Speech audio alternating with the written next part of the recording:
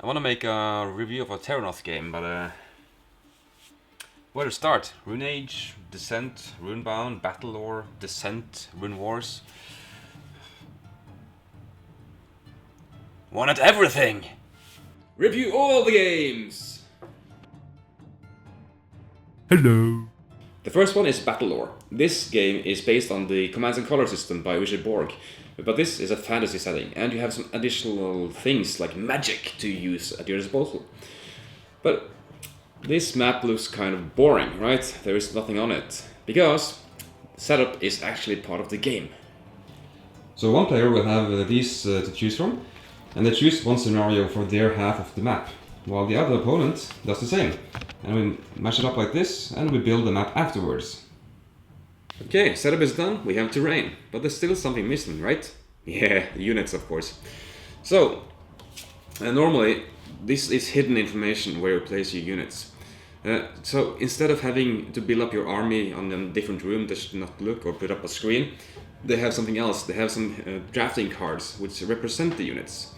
And they look like this, they're very small cards, you see? And they have the all same backside. So then you place your units on the map based on predefined locations that is on your half of the board. So you know where your enemy has the option to place the units. So you think, okay, he has cards here and here, that means you have units there and there. Wrong, because you also have these cards, decoys. They have the same backside as the normal cards, so you can place decoys somewhere. Because you have to fill all the 18 spaces, I think there are, on the map, but you usually don't have 18 figures or units to place. So this way you can very calmly place your cards while your opponent does the same, and you don't have to have a screen, and you don't have to decide on predetermine the units or something. You just do it here and now, and it works very well, especially when you come to expansions and you have a lot of choices. I have all the expansions for now, but they really add to this part of the game where you can add a scenario and build your army of different units. It's woohoo! But okay, I'm getting ahead of myself. Let's get to the game, right? If you don't know what to do, you can just use one of these predetermined armies and pick up all of this and use that instead, because you have 50 points to spend, and yeah, this equals 50. Like so.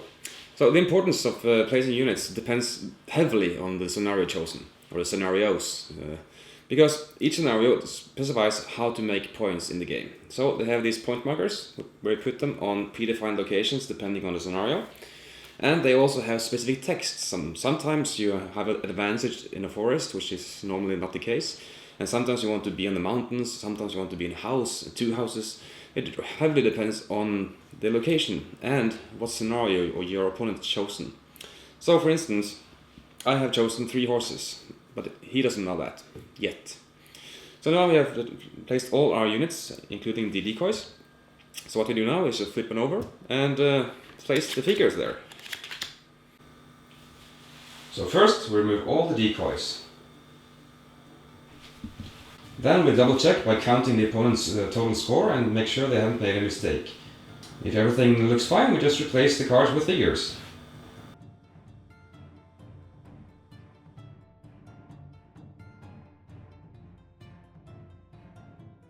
Okay, the setup is done and we are ready to begin play. Each unit type has their own special abilities and health values and strength values. And to keep track of this, we have nice handouts which are almost the size of this, like this. And you can see all the stats, and it's easy to read from above the table, and you can just ask them to lend it to you or something. So everything's available, just take away the units you don't need. Oh, by the way, if you like, you can influence the next game I'm going to review by checking out this Patreon account. Here you can help me out, just supporting me, and you can also vote on the next game on the list I'm going to review. So I really hope you check it out, and well, it's up to you. Thanks anyway. When it's your turn, you can play one command card. And the command card sends orders into the specific regions of the board. It's divided into three regions, left, middle and right. and my left is of course your right. So we don't have telephones or telegraphs or anything in this world here. We just have you as the commander, and you have to send out commands to your troops. So sometimes the courier doesn't show up, so you can't send orders to the east flank or right flank. So it's kind of simulates that in the sense. So I have this card, looks like this from my angle. So I can activate 2 people on the left flank and 1 in the middle. So I play this card, and I activate those 2 horses here and those archers. So the first thing I do is to move all of them. I cannot move and attack and move and attack and move and attack. I have to move all of them. So I move 1, 2, 3 and 1, 2, 3, and I will move this one, 1, 2. The horses are of course faster. After I moved, I am able to attack if there are anyone to attack. So right now there isn't, but let's just say there is. We're going to move this unit here. Okay, the situation is this. We have some obscene units here with some horsemen and bowmen here. So it's my turn. I activated all those 3, and of course I want to attack. So we have the horsemen. They have these stats. You know, they have 4 movement actually, not 3. They can attack with 2 dice each, and they have 3 figures each, or 3 health. And they also have a special ability on the top here. The archers are a bit different. They are like this, but still, it's very easy to read, and obscenes are this. You don't need to see it. So on my turn, I will attack. I will choose which one I attack first with. So I will attack with the bowmen. They have 2 dice each. Now, the game comes with 4 dice. That is not enough. You need to re-roll some dice in order to spend them, so of course you need to buy more dice. Well, you don't need to, but I want to. But in this case, the archers roll 2 dice, and we'll see the result. The result is like this. This only hits at ranged combat, so excellent. This was a ranged attack. And I get 1 magic or 1 mana with this symbol. So right now I hit and just remove a figure. There's no defense roll. So right now we have the horseman.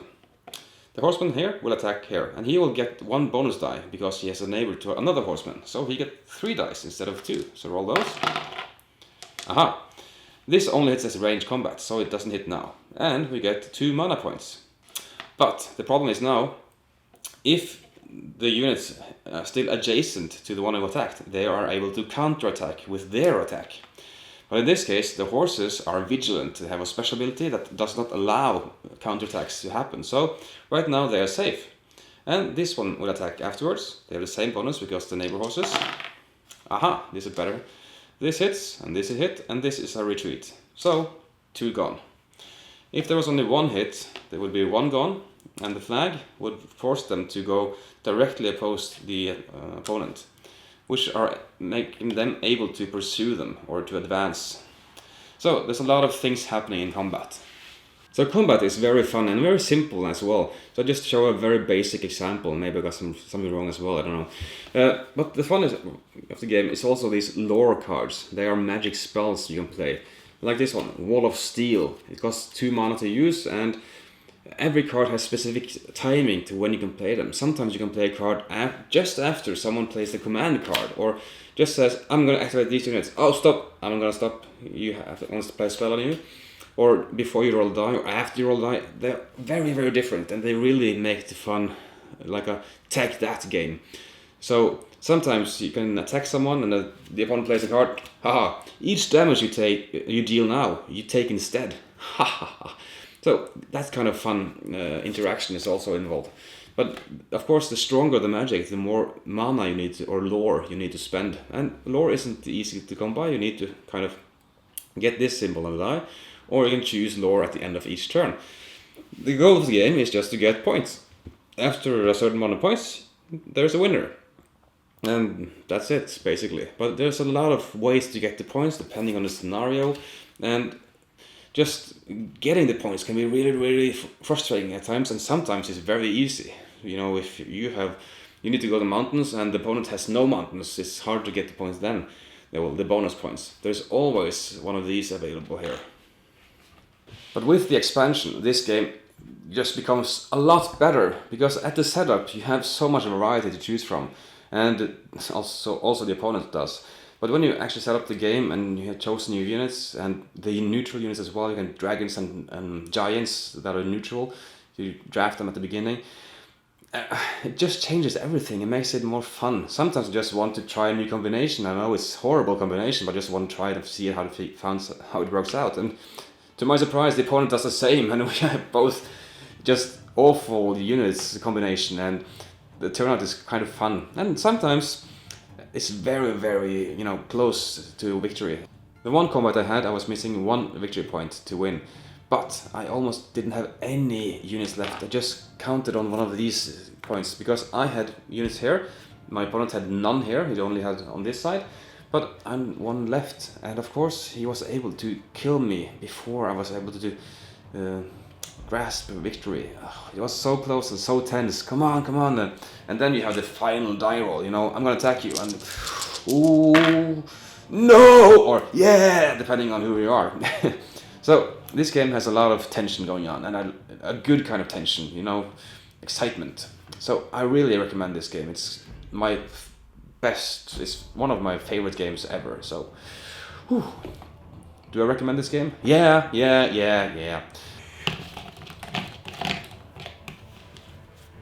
Okay, so the expansions add a lot of variety, as I said, and they are very cool figures as well. So, yeah, you don't have to, but I want to spend money on this game because I want to get more features, and they work so well together, and it's just so fun to explore the new combinations of things and how they just interact. So the expansions really add to the game, but you don't have to have them, but I do recommend them a lot.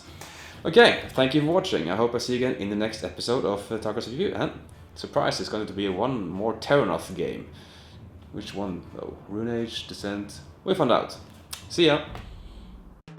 Thanks so much for watching the Dice Tower videos. Find more great videos and reviews as well as our top-rated audio podcast at Dicetower.com. You can also find other great shows at Dicetowernetwork.com. I'm Eric Summerer, and you've been watching The Dice Tower. The Dice Tower is sponsored by Cool Stuff Inc., where you can find great games for great prices. Cool stuff in stock. Check them out at CoolStuffInc.com.